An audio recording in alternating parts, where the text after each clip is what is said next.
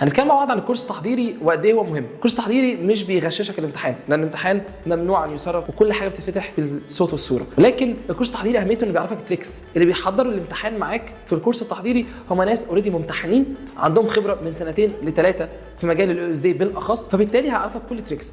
في الليزن بيعرفك ازاي تحل الليزن، اقرا ايه الاول، السؤال ولا الاجابه، اقرا القطعه ولا ارجع للسؤال، لو في حاجه فيها اكمل حروف ناقصه زي في البيتس 5 بحلها ازاي، ايه التريك عشان اعرف الكلمه دي نوعها ايه اصلا عشان اعرف اجيب الحروف دي. طيب في الهيوغن بيعرفك ازاي الاستراتيجي اللي تسمع بيها عشان تحل بشكل اسهل واسرع، انت مش محتاج انك تسمع مرتين وثلاثه وتبقى متوتر من نقطه السمع.